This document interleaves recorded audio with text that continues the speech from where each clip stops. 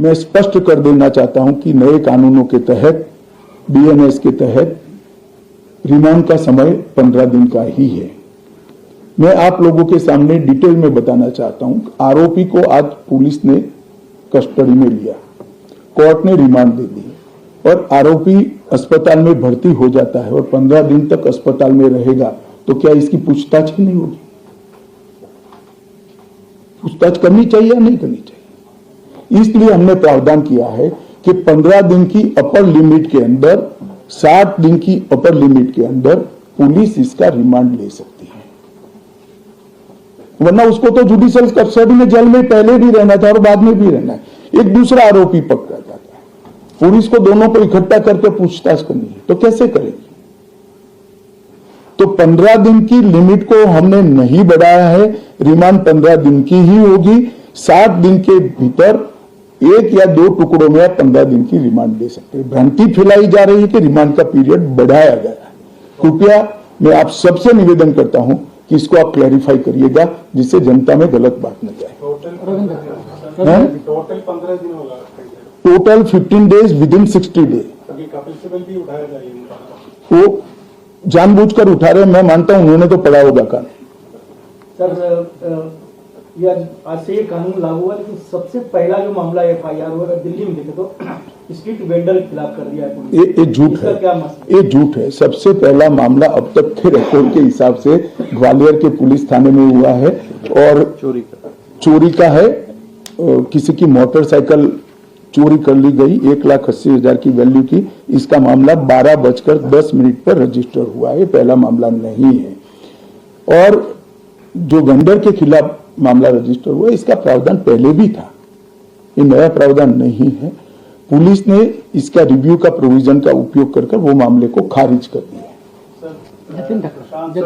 एक आपने तो ये कहा है कि जितने भी लॉज बन रहे हैं शेड्यूल 8 की लैंग्वेजेस में मौजूद होंगे, पर तमिलनाडु की जो रूलिंग पार्टी है DMK, उनको अपोजिशन और कुछ और पार्टीज का भी नाम हिंदी में क्यों है, जब पूरे देश में एप्लीकेबल हो? देखिए, मैं अलग बात कहना चाहता हूं। एक तो पूरा कानून तमिल में उपलब्ध कराया जाएगा, एक बात समझिए, प्रोसीडिंग तमिल में होंगे। अगर नाम के लिए भी आपके मन में कोई विरोध है तो मिलकर करना चाहिए। मुख्यमंत्री जी, सांसद, मुझे तो कोई ने ना किसी ने मिलने का समय मांगा है, ना कोई मिलने आया है। फिर भी मैं सभी से अपील करता हूं कि जो कुछ भी आपकी ग्रीवेंसीज हैं, या तो ऐसा लगता है कि ये धाराएं जनता की सेवा ठीक से नहीं कर पाएगी, इसको लेकर मुझे मिलिए। कानूनों का बहिष्कार ये रास्ता नहीं है, पॉलिटिक्स करने के ढेर सारे रास्ते हैं। पायल मेहता सर, आपने ये बिल इंट्रोड्यूस किया, उसके बाद ये होम कमेटी में गया, वहाँ पे भी विस्तृत चर्चा हुई, पर विपक्ष में कभी भी जो कुछ नेता है, जो वकील है, वो कह रहे हैं कि इसको सिलेक्ट कमेटी या स्टैंडिंग कमेटी में क्यों नहीं भेजा, इतनी गड़बड़ी क्या थी इस बिल को?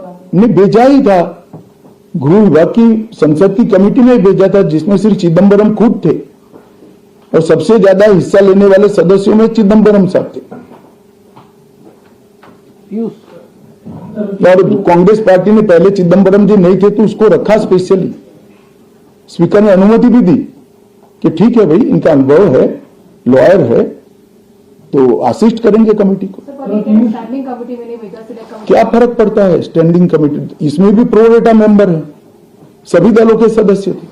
चलो पीयूष, वहां तक भी बड़ा आरोप लगाया जा रहा है विपक्ष के द्वारा कि सभी कानून ड्रैकोनियन है, और दूसरा ये कि ये कानून के माध्यम से सरकार जो है हिंदुस्तान को पुलिस स्टेट में कन्वर्ट करना चाहती है। देखिए, मैंने आज आपको एक नोट भी गृह विभाग के माध्यम से अधिकृत नोट दिया जाएगा, जो मेरा आप सभी से निवेदन है कि इसको आप कृपया आप सबके अखबारों और टीवी चैनल्स के अंदर जनता के लिए रखें। ड्रैकोनियन कानून तो वो थे जिसको हटाया गया है। ये कानून तो भारत की संसद ने और भारत की न्याय प्रणाली को आधुनिक बनाने वाले हैं, जिसमें पीड़ितों के अधिकार की रक्षा की गई।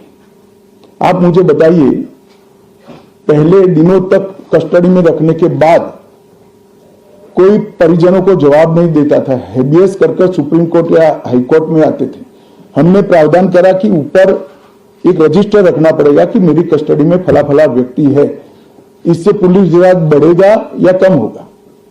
कई सारी कोर्ट में फरियाद आती थी, सच झूठ तो कोर्ट को तय करना होता है, मगर कंप्लेंट्स आती थी कि पुलिस ने ये मेरे घर में रख दिया और मुझ पर आरोप लगा दिया। उस वक्त वीडियोग्राफी करना ये पुलिस राज को बढ़ावा देगा या कम करेगा? 24 घंटे में अपराधी को न्यायाधीश के सामने ले जाना ये पुलिस राज को कम करेगा या बढ़ाएगा?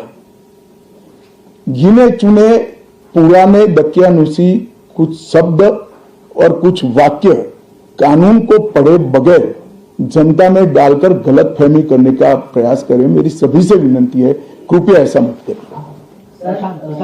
प्रशांत जी, न्यूज़ 24 सर, मेरा सवाल ये है कि आप जो कंप्लेनेंट FIR लॉन्च करें, एंड रिजल्ट में उसको जो रिलीफ चाहिए, लंबी लड़ाई होती है, उसके नीचे जो काम करने वाला सिस्टम का ढांचा तो वही है, उसको कैसे उस पर रिलीफ? ऐसा नहीं है, सिस्टम के ढांचे पर कोई समय मर्यादा तय नहीं थी। अब पुलिस से लेकर जुडिशरी तक सबकी समय मर्यादा तय हुई है और टेक्नोलॉजी का हम उपयोग कर रहे हैं। आप बेंगलुरु गए हो, आपका गवाही का दिन है तो बेंगलुरु से आप गवाही दे सकते हो, कोर्ट में जाने की जरूरत नहीं है।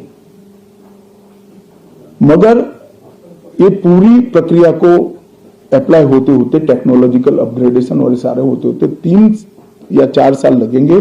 मैं आपको और आपके माध्यम से देश की जनता को विश्वास दिलाना चाहता हूं कि ये कानूनों के पूर्ण इंप्लीमेंटेशन के बाद किसी भी FIR का सुप्रीम कोर्ट तक 3 साल के अंदर न्याय मिलने की प्रक्रिया पूरी हो जाएगी। और मैं सोच समझ कर कह रहा हूं इसको। जी, मैं रविकांत हूँ, टाइम्स ऑफ भारत से। सर, तीनों कानून लागू हुए, इंप्लीमेंट हो गए हैं, तो आपको क्या लगता है कि ये ऑपोजिशन जानबूझकर किस तथ्यों के आधार पर विरोध करे या सिर्फ राजनीति के लिए मामला उठाया जा रहा है? देखिए, मैं इस पर टिप्पणी नहीं करना चाहता। मैं आप सबके माध्यम से अपील करना चाहता हूं कि जिसको भी मिलना है मैं तैयार हूं, हम मिलेंगे भी और समीक्षा भी करेंगे और इसमें कृपया राजनीति नहीं करनी।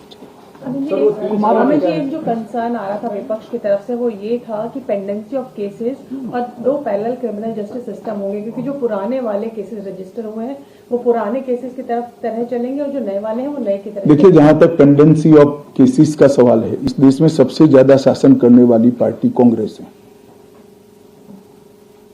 तो हम पर नहीं मर सकते हैं। पेंडेंसी ऑफ केसेस को कम करने के लिए ही ये कानून लाए हैं। और मैं स्पष्टता कर दूं, पुराने और नए कानून के लिए गुना की तिथि 1/7/2024 के पहले की होगी। इसमें पुराने कानून के तहत प्रक्रिया चलेगी और 1/7/2024 के बाद होने वाले हर गुना को ये तीनों नए कानूनों के हिसाब से चलाया जाएगा। इसमें कोई कंफ्यूजन नहीं। सर, ये आपने बोला कि तमिलनाडु के MPs को अगर नाम से कोई ऑब्जेक्शन है तो वो आके मुझसे मिले, तो क्या अगर वो आपसे मिलेंगे तो क्या इस government open to their suggestion? भैया, मिलने तो दो, वो क्या लेकर आएंगे बताएंगे। तुम यहाँ कहाँ निर्णय करा रहे हो? सर, मैं यकीन हूँ न्यूज़ 18 इंडिया से। विपक्षी दल कह रहे हैं कि वो जहाँ उनकी सरकार है वो इस कानून के खिलाफ अपनी विधानसभा में प्रस्ताव पारित करेंगे और राष्ट्रपति तक सुप्रीम कोर्ट में मामला ले जाएंगे। चलो, ये तो लोकतांत्रिक प्रक्रिया है, सबको अपना अपना अधिकार है। सर, आप कोई सर, इसमें एक जो बात कही जा रही है कि टेक्नोलॉजी का इस्तेमाल होगा और हर थाने तक उनको टेक्नोलॉजी दिया जाएगा, लेकिन अभी भी बहुत सब थानों में ये पहुंचा नहीं है, तो कैसे? देखिए, जहां तक थानों का सवाल है, हम 4 साल से काम कर रहे हैं, पूर्णतः नहीं पहुंचाऊंगा, मैं इस बात को स्वीकार करता हूं। इसीलिए इस कानून में हमने प्रोविजन रखा है कि एक थाना कंप्लीट होता है तो उसको आप नोटिफाइड कर सकते हो, एक कोर्ट कंप्लीट हो जाए तो इसको, फिर पूरी तहसील, फिर पूरा डिस्ट्रिक्ट और फिर पूरा स्टेट, कई सारे स्टेज में इसकी न्यायिक प्रक्रिया को नोटिफाइड करना है। जहां तक BNS का सवाल है, भारतीय न्याय संहिता का सवाल है, दफाई लगाने का सवाल है, ये पूरे देश में लागू हो जाए। FIR के 3 साल के अंदर FIR दर्ज होने के 3 साल के अंदर सुप्रीम कोर्ट तक न्याय मिल जाएगा, बोला नहीं जाता, वो क्लियरिटी। मैं आप सभी के माध्यम से देश की जनता को विश्वास दिलाना चाहता हूं कि इस कानून के संपूर्ण इम्प्लीमेंटेशन के बाद और कुछ तकनीकी तैयारियां करनी है, ये तकनीकी तैयारियां होकर थाना और कोर्ट नोटिफाइड होने के बाद किसी भी न्याय मांगने वाले व्यक्ति को FIR की डेट से 3 साल के अंदर सुप्रीम कोर्ट तक न्याय मिल जाएगा, इसका मुझे भरोसा है। और कानूनों में इस प्रकार का हमने प्रावधान किया है। सर, मैं दैनिक भास्कर से हूं मुकेश। इम्प्लीमेंटेशन होने में कितना समय लग जाएगा? देखिए, मैं मानता हूं कि हम 15 अगस्त के पहले सारे यूटी में इसको कंप्लीट कर देंगे। यूटी में दिल्ली भी आता है और उसके बाद हर जिला एक एक तैयार होता जाएगा। वो होता है इम्प्लीमेंटेशन। आप पहले समझ लीजिए, बीएनएस और बीएनएसएस, इसके लिए इम्प्लीमेंटेशन में कुछ तैयारी की जरूरत नहीं है। जहां तक बीएसए, भारतीय साक्ष्य अधिनियम है, इसके लिए कोर्ट में काफी सारी तैयारी करनी है। मगर 2020 से ही सुप्रीम कोर्ट के साथ चर्चा कर सुप्रीम कोर्ट मॉडर्नाइजेशन का एक बड़ा प्रोग्राम ली है और वहां पर भी काफी सारा काम हो चुका है, सॉफ्टवेयर भी तैयार हो चुके हैं। सर, भास्कर से मैं मुकेश कौशिक, एक डिस्क्रिपेंसी है कि पुराने कानून में ये प्रोविजन था कि अगर कोई पुरुष के साथ दुराचार करता है तो उसका सेक्शन 377A था, वो खत्म हो गया। लेकिन उसके बाद कुछ मामले ऐसे आ गए हैं जो इस तरह के केस दर्ज हुए। क्या कोई संशोधन का प्रस्ताव है? संशोधन तो नहीं, मगर इसमें सुप्रीम कोर्ट का जजमेंट भी है, इसके इंटरप्रिटेशन का सवाल है। हम सुप्रीम कोर्ट से चर्चा जरूर करेंगे इसमें। सर, ये आपने जो कहा कि तमिलनाडु के एमपीज आकर मिल सकते हैं आपसे, कुछ ऑल पार्टी ऐसी मीटिंग भी हो सकती है अगर कोई बुलाने का आपका? ऑलरेडी हो चुकी है, ऑल पार्टी कमेटी में होती ही है। और आपको सबसे पहले बड़ी संशय लगता है, आप मिल जाओ मुझे अकेले में। आप कुछ एफआईआर दर्ज करना एक महत्वपूर्ण बात होती है। तो थानों में जो पुलिस अधिकारी हैं उनको इस कानून के बारे में प्रशिक्षित करने का काम कब तक? भैया, आप शायद सुने नहीं, 6,20,000 पुलिस कर्मचारियों का ट्रेनिंग हो चुका है और हमारे यहाँ 17,000 के करीब, कितने हैं गोगिया जी थाने? 17,000 थाने हैं, उसमें 6 लाख कर्मचारियों का ट्रेनिंग कंप्लीट हो चुका है नीलू जी दैनिक जागरण और रिफ्रेशर कोर्स भी हो चुका है। सर, मैं नीलू रंजन दैनिक जागरण से। सर, आज से लागू हुआ है तो कितने कोर्ट या कितने थाने नोटिफाइड हो गए हैं जो इसके पूरी तरह से काम करने लगे हैं? और फॉरेंसिक का बहुत महत्व है। जनवरी में आपने कहा था कि केवल कुछ 70 जिलों में, जो आपको 85 जिले हैं पुलिस के, उसमें फॉरेंसिक मोबाइल बैंक है। अब कहाँ तक वो बात पहुंची है, कितने जिलों में? देखिए, ऐसा है कि मैंने जो कहा वो तैयारी में समय लगेगा। तब तक दिल्ली में एक हमने मॉडल लिया है जिसमें फोरेंसिक अधिकारियों को किट के साथ तैयार करा है। ज्यादातर मामलों में फोरेंसिक वैन की जरूरत नहीं, किट से भी हम सैंपल ले सकते हैं और इसकी एक संपूर्ण योजना बनाकर इसका पूरा ट्रेनिंग हो चुका है। और हमारी जो यूनिवर्सिटी है, फोरेंसिक साइंस यूनिवर्सिटी, इसने इसका पूरा सिलेबस भी बनाया है और पुलिस, कोर्ट और वकील तीनों का ट्रेनिंग भी किया है। এতক্ষণ সরাসরি দেখছিলেন দেশে আজ থেকে যে নতুন আইন চালু হলো তাই নিয়ে বক্তব্য রাখছিলেন কেন্দ্রীয় স্বরাষ্ট্রমন্ত্রী অমিত শাহ। আর এবার একটু রাজ্যে ফিরে আসি আবার, কারণ টানাপোড়েন চলছেই যে নবনির্বাচিত 2 বিধায়ক, 2 তৃণমূল বিধায়ক, তারা কোথায় শপথ বাক্য পাঠ করবেন এই নিয়েই টানাপোড়েন চলছে। আর তার মধ্যেই পিছিয়ে যাচ্ছে ক্রমশ তাদের শপথ বাক্য পাঠ। রাজ্যপালকে এই নিয়ে ফের চিঠি দিয়েছেন 2 বিধায়ক, সায়ন্তিকা এবং রিয়াত। এই 2 বিধায়ক তারা রাজ্যপালকে চতুর্থবার চিঠি দিলেন এই নিয়ে। সায়ন্তিকা রিয়াতের বিধানসভায় শপথ বাক্য পাঠ করানোর দাবিতে এই চিঠি। অন্যদিকে রাজ্যপাল সিভি আনন্দ বোস তিনি অনড়, রাজভবনে এই 2 বিধায়কের শপথ বাক্য পাঠ করানোয়। Proven guilty, whoever he or she may be, he or she should be punished according to the law.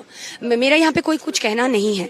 मैं यही कहूंगी कि पुलिस अपना काम कर रही है और जो प्रूवन गिल्टी होंगे उनको सजा मिलनी चाहिए।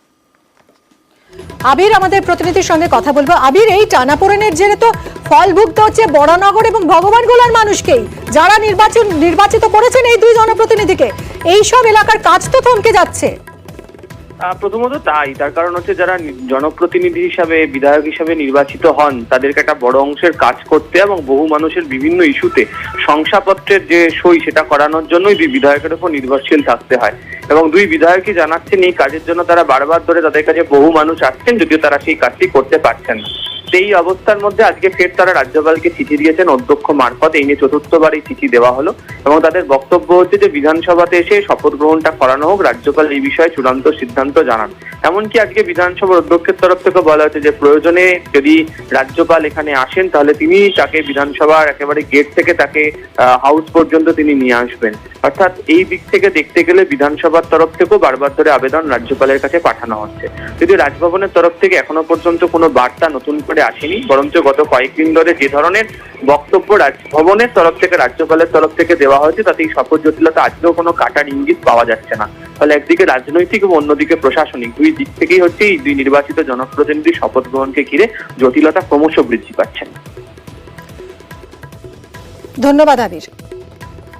ওরা একটা আমাকে চিঠি দিয়েছে, আমার ইন্টারভেনশন চেয়েছে দুজন সদস্য যারা নির্বাচিত হয়েছেন, যেন এই ব্যাপারটা নিয়ে আমি যেন একটু তৎপরতা দেখাই। আমি রাজ্যপালের সঙ্গে আমার যে চিঠি দিয়েছে সেই চিঠির প্রেক্ষাপটে ওনাকেও আমি চিঠি লিখব। রাজ্যপাল আসুন এখানে, আর যদি ওনার আসতে অসুবিধা থাকে পরিষদীয় গণতন্ত্রের যে কনভেনশন আছে সেই কনভেনশন মেনে স্পিকারকে অথরাইজ করুন, এটাই আমি ওনার কাছ থেকে বলবো। একাধিকবার এর আগেও হয়েছে, ধানকার তিনিও এসেছিলেন যখন এখানে আমাদের রাজ্যপাল ছিলেন। এটা তো জেদাজিদির প্রশ্ন না এবং এটা ইগোর লড়াইও না, এটা হাস্যকর করে দিচ্ছে, তামাশার জায়গা করে দিচ্ছে। এখন আমি রাজ্যপালের কাছে আবেদন করবো আপনি আজকে আসুন, ওদের শপথ গ্রহণ করার, আমি আপনাকে গেট থেকে রিসিভ করে নিয়ে বিধানসভায় নিয়ে আসবো।